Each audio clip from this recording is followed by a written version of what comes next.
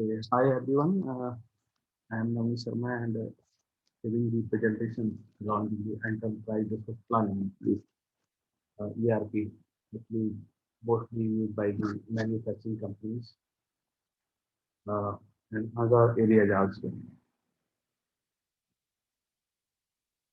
If we come to the definition of ERP, ERP basically operates the enterprise-wide internal and external information system into a single unified solution.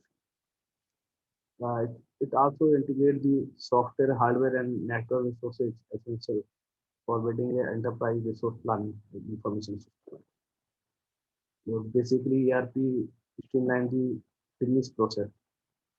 All the business actually happening in the enterprise, in the manufacturing, store, human resource, all the things. Now, what is the ERP software? ERP is a business management software that is implemented by many business houses to increase their productivity and performance.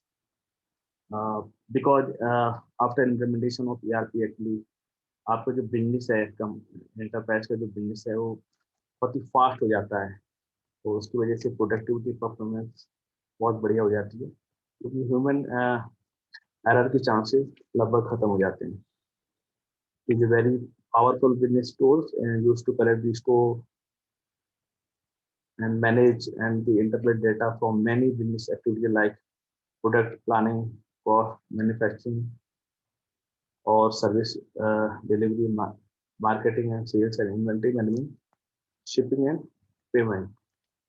The अलग-अलग modules हैं depending on the whatever the department wise functionality है. So ERP में ये common modules हैं basically और most of them are related to manufacturing industry because ERP की जो history है वो मैन्युफैक्चरिंग से स्टार्ट हुई है तो human resource financial accounting supply chain management customer relationship management inventory purchasing and project management और depending upon industry wise actually modules may be differ actually but some modules will be common for each and every ERP.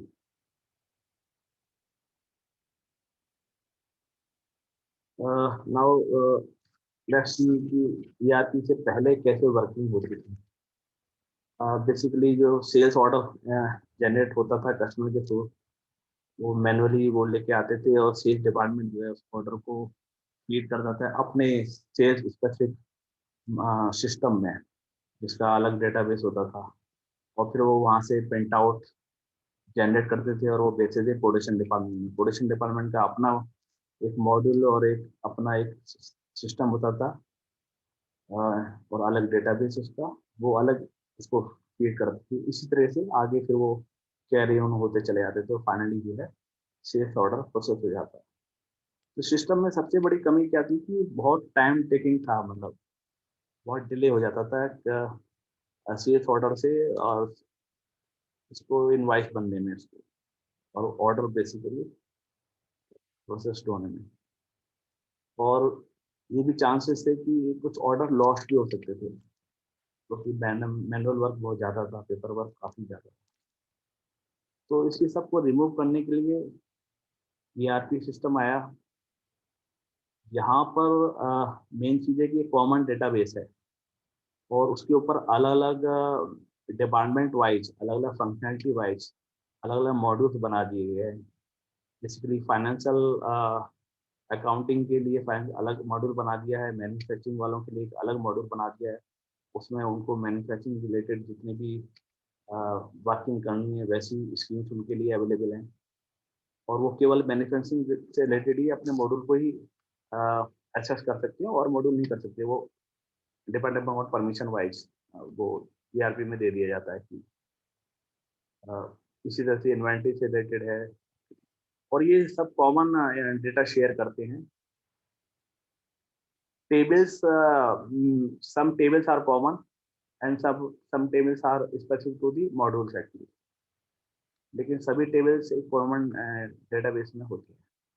यहाँ पर क्या है कि customer सीधे starting customer से ही होती है। कस्टमर सेल्स ऑर्डर जनरेट करता है और वो कस्टमर को एक अलग विंडो दे दी जाती है सेल्स ऑर्डर, वो एंटरप्राइज की ईआरपी में ही ऑर्डर वो फीड करता है, तो सीधे सिस्टम में आ जाता है और सारी चीज़ें वहीं से स्टार्ट होती हैं। और सेल्स ऑर्डर सीधे इन्वेंट्री डिपार्टमेंट में पहुंचता है, वहाँ से अगर वो ऑर्डर प्रोसेस कर सकते हैं तो वो सीधे सीधे ऑर्डर प्रोसेस कर देते हैं। अदरवाइज मैन्युफैक्चरिंग डिपार्टमेंट को रिक्वेस्ट भेजते हैं, वो सारा इंटरनल प्रोसेस वहीं से स्टार्ट होता है। बहुत ही फास्ट होता है, क्विक होता है एकदम। तो सीधे इंफॉर्मेशन मिल जाती है और इन्फॉर्मेशन सभी जगह सभी डिपार्टमेंट के लोग दे सकते हैं।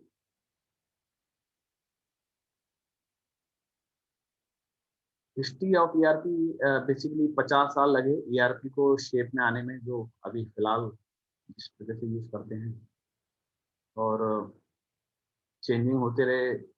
1970 से स्टार्टिंग हुआ था, जहाँ पर मैन्युफैक्चरिंग से ही बेसिकली स्टार्ट हुआ था, जहाँ पर material requirement planning, manufacturing industry को बेसिक क्या है कि क्या क्या मटेरियल की जरूरत है और कब जरूरत है, उसके लिए एमआरपी सिस्टम एक बनाया गया था। और इसको मैनेज करने के लिए फिर उसी में ही आगे फंक्शनैलिटी जो है 1980 में क्वालिटी मेजर्स को फंक्शनैलिटी को जोड़ने के लिए कुछ और चेंजेस वगैरह हुए और एमआरपी सेकंड सिस्टम बना।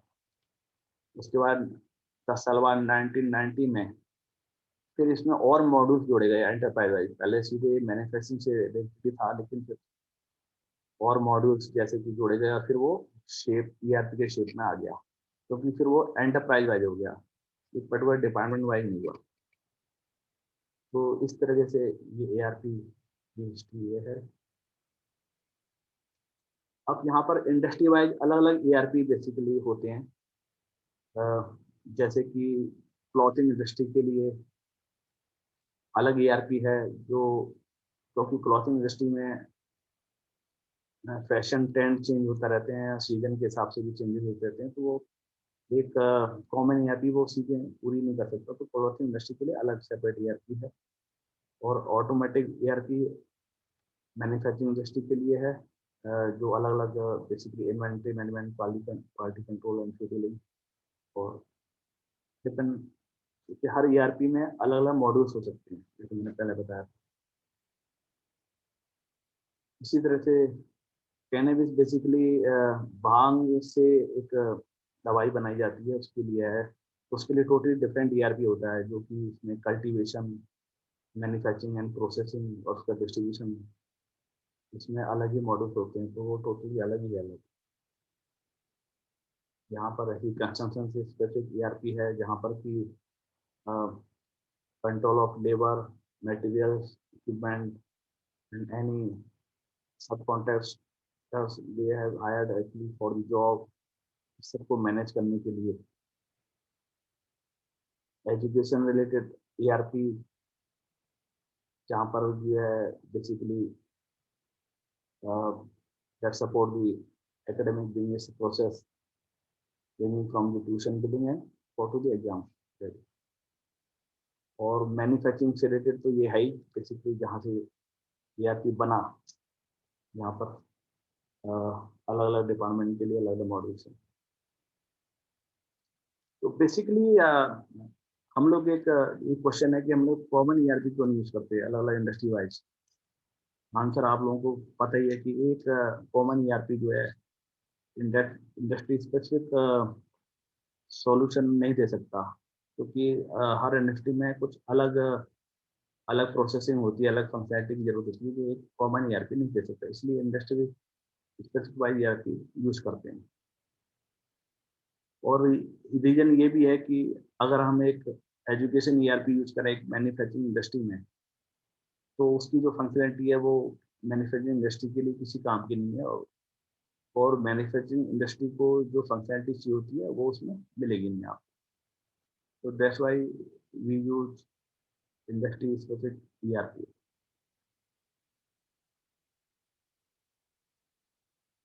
Now come to the implementation. Actually, time and cost are the important factors that need to be considered before buying or implementing the ERP system. काफ़ी टाइम लगता है, और डिपेंडिंग अपॉन कि हम ERP कौन सा लेते हैं, कहाँ इम्प्लीमेंट कर रहे हैं, कैसे कर रहे हैं। कॉस्ट एक मेजर फैक्टर होता है और इसमें काफ़ी महीने भी लग सकते हैं, साल भी लग सकते हैं ईआरपी को इम्प्लीमेंटेशन करने में। The cost is also fixed and varies on the basis of the requirement and features provided by the vendor. So it is advisable to thoroughly analyze the vendor's ERP package, modules and features. इससे पहले कि जो vendor का जो ERP है implement करने से पहले सारी फीचर्स और क्या क्या इंफ्रास्ट्रक्चर उसको चाहिए वो एनालाइज करने, उसी के बाद ही ERP इम्प्लीमेंटेशन की तरफ जाया जाता है। बहुत लेंदी प्रोसेस होता है, ERP एकदम से नहीं इम्प्लीमेंट होते हैं।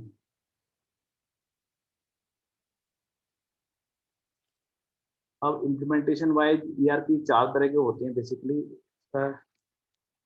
ऑन प्रेमिस ईआरपी होते हैं जो जहाँ पर बेसिकली जो सर्वर होता है मेन, एक ही सर्वर होता है और वो सेम सर्वर ही डेटाबेस सर्वर भी होता है। और ओएस भी नॉर्मली अगर अगर हम देखें छोटी इंडस्ट्री में नॉर्मली लाइनेक्स विद ओरेकल बहुत बढ़िया कॉम्बिनेशन है और वो छोटी इंडस्ट्री में नॉर्मली फॉलो होता है।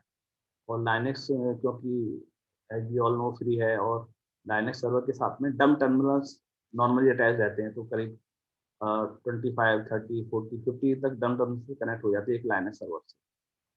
तो छोटी इंडस्ट्री में क्या होता है कि सेम लाइनेक्स सर्वर से वायरिंग के थ्रू अलग अलग डिपार्टमेंट के लिए वायर चला जाता है और वहाँ पे एक अलग अलग डम टर्मिनल चले जाते हैं। तो सिस्टम केवल एक ही होता है जो आपका लाइनेक्स सर्वर होता है, उसी में डेटाबेस पड़ा होता है और उसका एक बैकअप सर्वर और होता है, बस ओनली 2 सर्वर।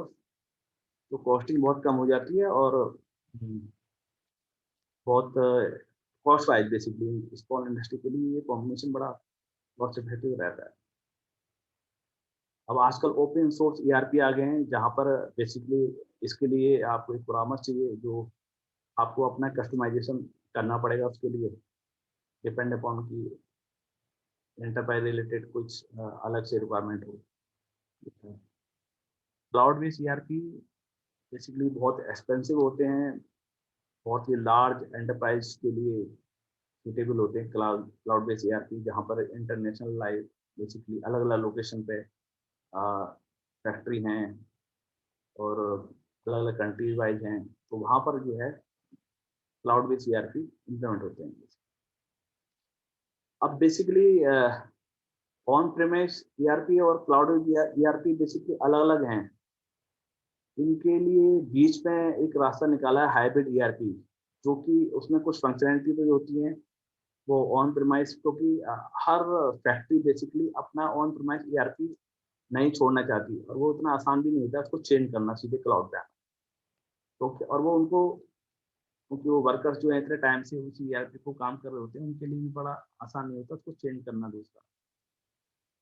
इसलिए कॉम्बिनेशन इस तरह से बनाया गया है कि कुछ जैसे कि सेल्स डिपार्टमेंट है या कस्टमर से रिलेटिव मॉड्यूल्स हैं, वो आप क्लाउड बेस्ड ईआरपी से परचेज कर लेते हैं और उसको इंटीग्रेट कर देते हैं ऑन प्रीमाइस ईआरपी के साथ। इस तरह से कॉम्बिनेशन के साथ में हाइब्रिड ईआरपी का सॉल्यूशन आता है, जो कि वो बेस्ट रहता है, आई थिंक नॉर्मली यूज होता है।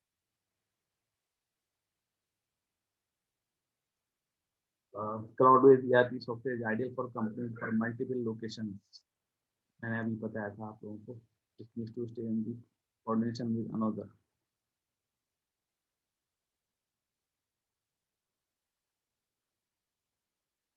Now we come to the advantage of ERP.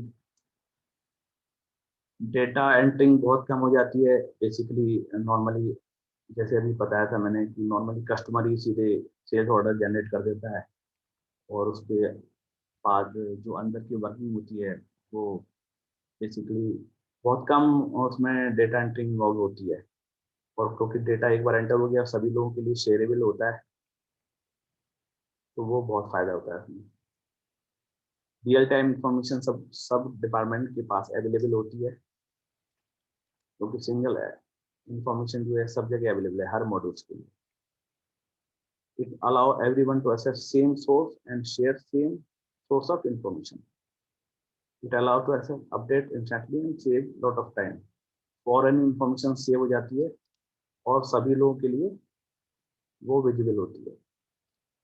Integration among different functions area to ensure proper communication, productivity, and efficiency. The accounting for all these tasks, tracking the revenue, cost, and profit on a granular level, allow standardization of business process and enterprise information. It is a single source of system that can be used throughout the organization. ERP software enables real-time information availability redundant in the reduction in the inventory and cycle times. The benefits of ERP system are customer satisfaction, better information, productivity, increased quality, and decrease in real time market, product cost, delivery time, inventory levels. तो ये तो कुछ advantage थे, काफी advantage है और disadvantage भी होती है ईआरपी के. लॉट ऑफ टाइम, बहुत सारा टाइम लगता है इसको ईआरपी को ट्रेनिंग देने में, क्योंकि हर ईआरपी का अलग अलग प्रोसेस होता है, स्कीम्स अलग अलग होती हैं. तो एम्प्लॉय को ट्रेनिंग में काफी टाइम लगता है. Customisation of ERP software limited है. बेसिकली हर ईआरपी की अपनी एक लिमिटेशंस होती हैं कि किस हद तक आप कस्टमाइजेशन कर सकते हो. तो वो भी इंडस्ट्री को बड़ी दिक्कत आती है कि अगर गलत ईआरपी आपने चूज कर लिया है इंडस्ट्री में, तो उसका कस्टमाइजेशन किस हद तक हो सकता है, वो एक बहुत बड़ा फैक्टर होता है. बहुत एक्सपेंसिव हो सकते हैं ईआरपी सिस्टम इंस्टॉल करने के लिए. अगर आप बेसिकली अगर आप ईआरपी यूज करो जो विंडो बेस है, तो आपको काफी सारे सिस्टम्स की जरूरत होगी. डिपेंड अपॉन आपका जो हार्डवेयर कॉस्ट है वो बहुत बढ़ जाती है. ERP system centralize the data in one place, and this can increase the risk of loss of sensitive information. एक ही जगह, जैसे मैंने बताया कि एक ही सर्वर पे आपका डेटा है, वही ऑपरेटिंग सिस्टम है उसी पर.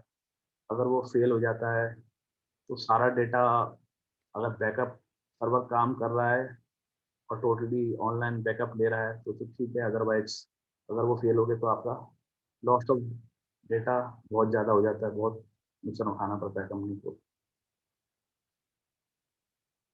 Use of ERP system can be difficult for user. Depend upon कि कितना यूजर फ्रेंडली है ERP,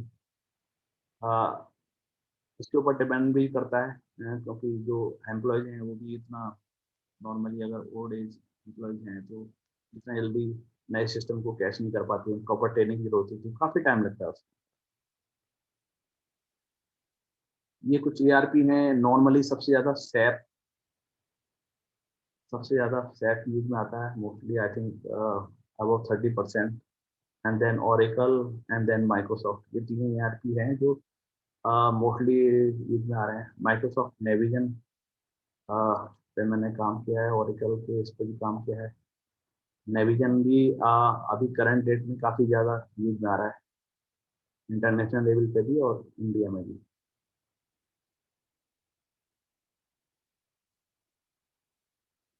so basically conclusion basically ये है कि अगर मैं लास्ट पैराग्राफ देखूँ उसका, तो एक राइट ERP चूज करना बड़ा इंपॉर्टेंट है. डिपेंडिंग ऑन आपकी क्या रिक्वायरमेंट है और जो ERP आप परचेज करने वाले उसमें क्या फंक्शनलिटी कितना नियर है आपकी रिक्वायरमेंट के लिए, वो बड़ा इंपॉर्टेंट होता है इसमें. अगर आपने एक बार गलत ERP चूज कर लिया तो बहुत नुकसान होता है, क्योंकि ERP को इम्प्लीमेंट करना में काफ़ी टाइम लगता है, लोगों को ट्रेन करने में काफ़ी टाइम लगता है. तो ERP कौन सा आपको अपनी इंडस्ट्री के लिए सेलेक्ट करना है वो बहुत ही इंपॉर्टेंट होता है. So that's all from my side. Any question?